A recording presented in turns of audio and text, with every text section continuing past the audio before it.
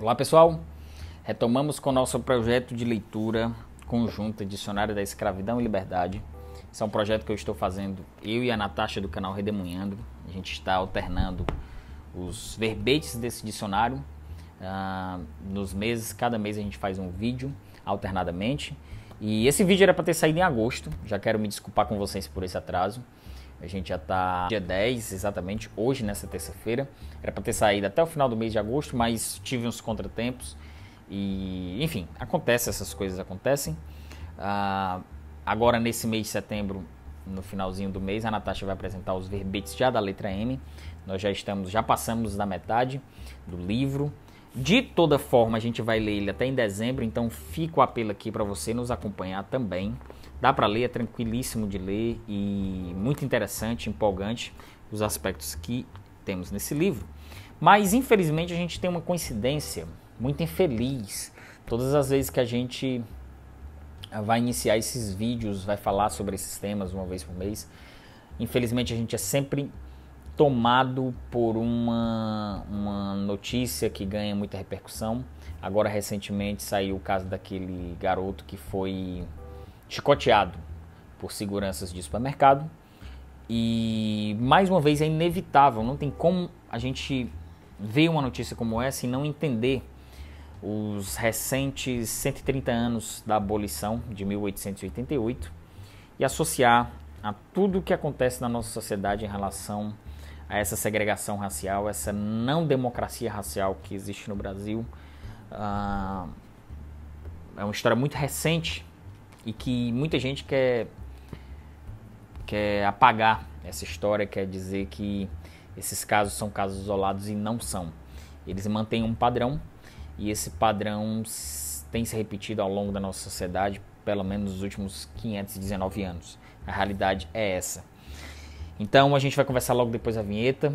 A gente tem muitos aspectos para conversar, tem uns verbetes muito interessantes. Alguns são bem parecidos com o que a gente já discutiu em alguns outros vídeos, que a gente vai conversar logo depois da vinheta. Se liga aí.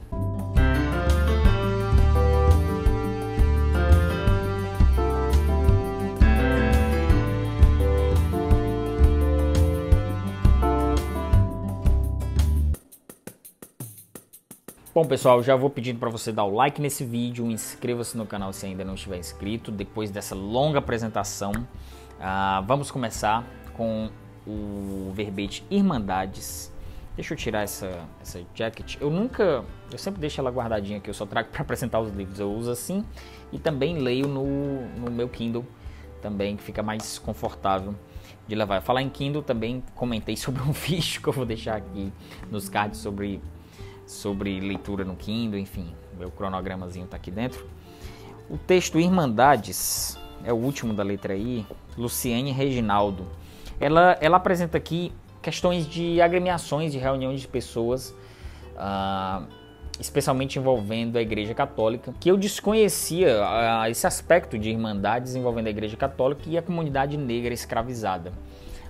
Portugal, já no século XVI, tinha agremiações de reuniões de pessoas negras com o intuito de levar a Igreja Católica, a religião católica, a essas pessoas, e difundiu isso ao longo das suas colônias. E aqui nesse verbete a gente trata exatamente sobre essas questões, inclusive sobre a diferenciação entre, vamos dizer assim, entre os tipos de catolicismo, né? Porque Portugal permitia que a Igreja Católica pregasse, mesmo com essa distinção social entre as suas colônias e a sua sociedade, até como uma forma econômica mesmo, de garantia de dízimos, né? Como se fosse uma espécie de imposto que retornaria com uma obra de caridade. Foi muito interessante a análise desse capítulo, porque, como eu falei, eu conhecia pouco, quase nada sobre isso, e isso vem se repetindo ao longo da leitura desse livro, desses aspectos, especialmente os religiosos. A religião é uma instituição que tem poder, além de muito dinheiro, tem muito poder, tem muita influência sobre as sociedades, especialmente a sociedade portuguesa e a sociedade brasileira. Então é interessante analisar como essas diferenças raciais se viam dentro dessas irmandades, desses grupos, essas agremiações católicas. e cada uma tinha suas características, cada um tinha um santo especial de devoção.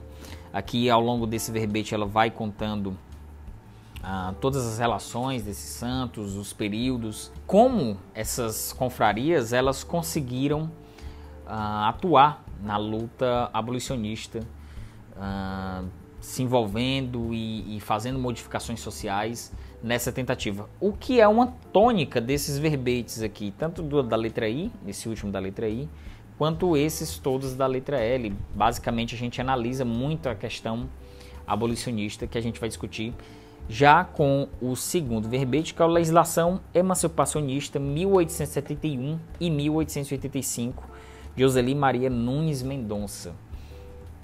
Na realidade, eu acho que deveria ter sido invertido a Legislação Emancipacionista com Lei de 1831, que é o próximo que a gente vai discutir. Até para manter uma ordem cronológica. Mas eu entendo que a questão aqui não é nem exatamente a ordem cronológica, mas a questão constitucional de formação de lei mesmo, de sociedade, em relação à abolição dos escravos. Essas duas datas são muito importantes para essa emancipação escravocrata, porque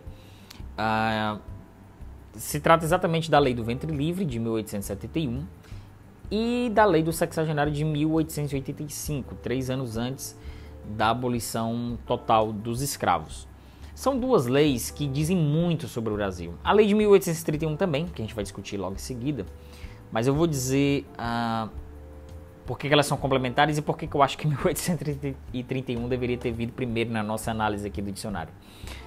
Eu vou até tentar condensar as duas aqui de improviso, não sei se eu vou conseguir, que o outro capítulo é Lei de 1831, que é da Beatriz Galotti Mamigonian e da Keila Greenberg. Eu acho que a Beatriz Galotti a gente já até discutiu esse aspecto um pouco mais para trás nos nossos vídeos e na nossa leitura. Eu vou tentar condensar de improviso essas três datas. 1831 foi quando se extinguiu, pelo menos juridicamente, talvez não na prática, talvez não, na realidade não foi extinta na prática. A Lei de 1831 ela extinguiu o tráfico de escravos, o comércio África-Brasil de escravizados. Essa lei foi uma famosa lei para inglês ver. Ela foi feita muito com base na pressão geopolítica, as outras duas também. Em meados de 1860, nem a Rússia nem os Estados Unidos tinham mais escravos. A Guerra de Secessão dos Estados Unidos já tinha abolido a escravidão. E praticamente todos os países que tinham colônias africanas também já tinham abolido sua escravidão. Inglaterra, França, enfim. Acho que só Portugal e Espanha que ainda mantinham colônias escravocratas.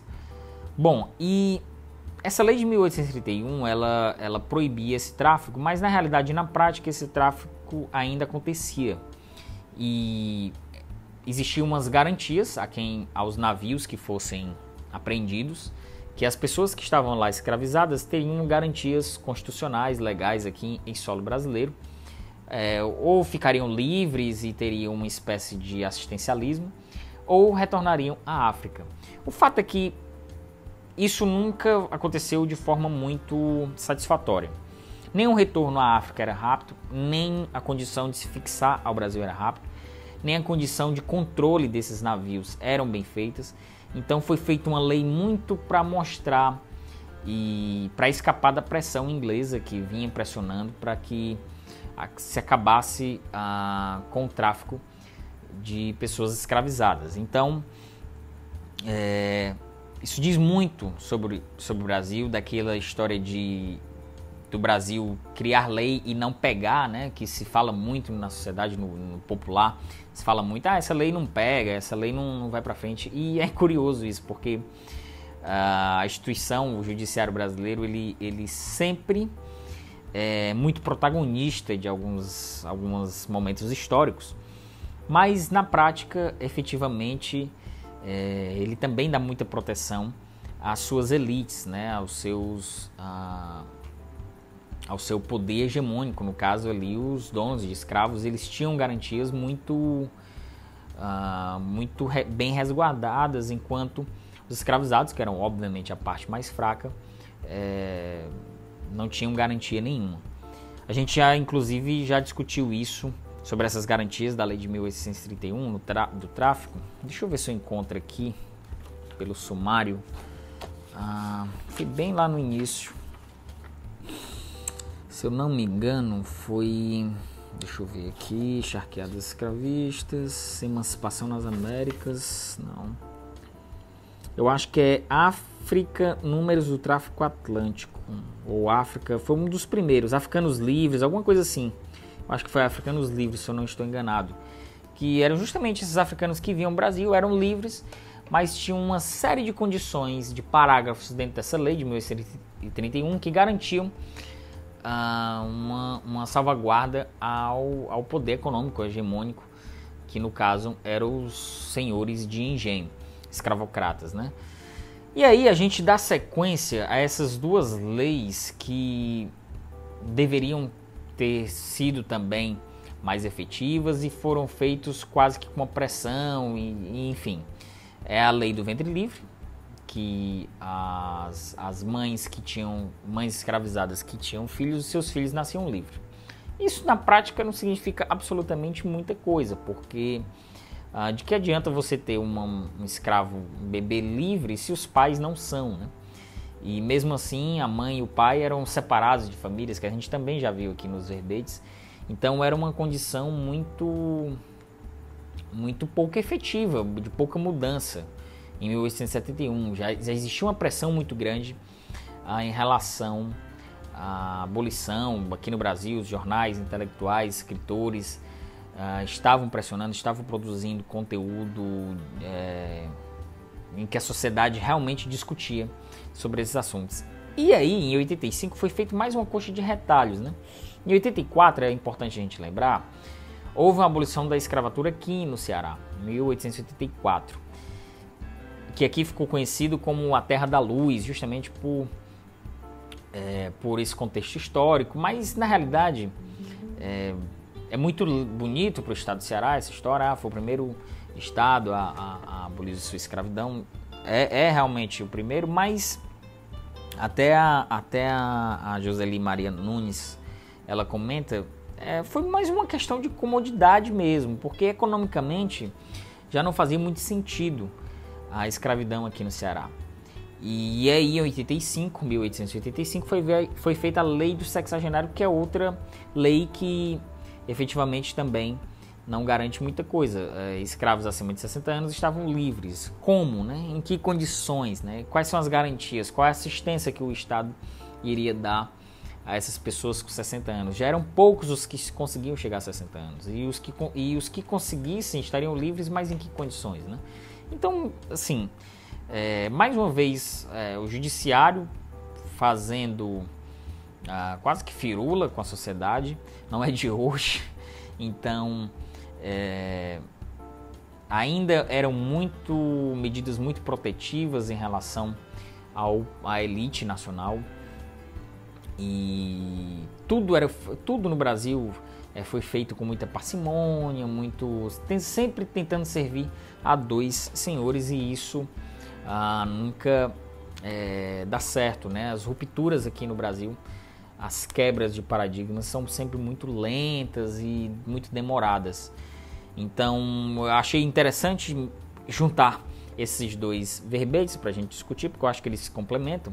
No fundo, basicamente só diz isso mesmo, de você utilizar a justiça para proteger o poder hegemônico e não proteger as minorias, proteger os mais necessitados, que eu compreendo que basicamente é isso. E a gente tem os últimos dois artigos, que são letramento e escolas, e literatura e escravidão. O letramento e escola é da Maria Cristina Cortez, e aqui ela faz uma análise dessa troca de comunicação através da escrita entre brancos e negros aqui no Brasil. Os negros viam a escrita quase como uma questão mágica, e como os povos escravizados foram adentrando dentro da sociedade através das letras, né? Um exemplo muito famoso que a autora se utiliza aqui é do Luiz Gama, foi um abolicionista negro que, através da escrita, das letras, a um rábula, ele conseguiu muita notoriedade, entrou para a história do país como um abolicionista, trabalhou ali através da imprensa, dos seus textos, através da escrita, através desse letramento, essa causa abolicionista. E existe também uma questão de análise de como os negros, mesmo escravizados ou libertos, alguns já com suas cartas de alforria, estavam dentro da sociedade escrevendo.